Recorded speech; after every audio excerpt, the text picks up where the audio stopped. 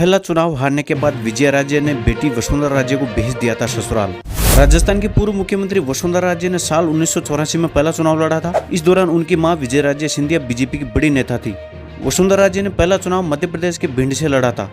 दरअसल इस दौरान वसुंधरा राजे राजस्थान नहीं बल्कि मध्य प्रदेश में थी, क्योंकि अपने पति और धौलपुर के महाराजा हेमंत सिंह से वह अलग हो चुकी थी।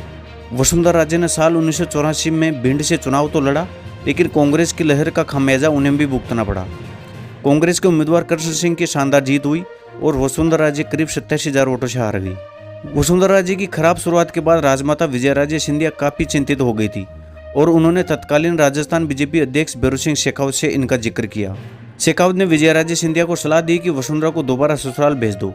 राजमाता को उनकी बात समझ आ गई और वसुंधरा को वापस धौलपुर भेज दिया गया। साल 1985 में उन्होंने बीजेपी के टिकट पर विधानसभा चुनाव लड़ा। वसुंधरा राजे ने इस चुनाव में कांग्रेस के भंवरलाल को करारी शिकस्त दी। इसी के साथ वसुंधरा राजे का राजनीतिक करियर भी शुरू हो गया और उन्होंने भैरों सिंह शेखावत को अपना राजनीतिक गुरु बना लिया। भैरों सिंह शेखावत ने वसुंधरा राजे को बीजेपी के युवा मोर्चा का अध्यक्ष बना दिया। साल 1989 में एक बार फिर आम चुनाव आए और राजस्थान के झालावाड़ सीट से वसुंधरा राजे मैदान में आई। बेटी के लिए प्रचार करने के लिए विजयराजे सिंधिया भी सामने आई। नतीजा भी साफ हो गया और वसुंधरा राजे करीब 1,46,000 वोटों से जीत गई।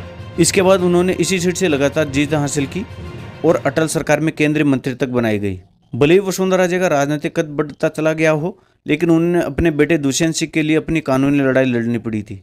तलाक के बाद वसुंधरा राजे ने ग्वालियर में बेटे दुष्यंत सिंह को जन्म दिया था।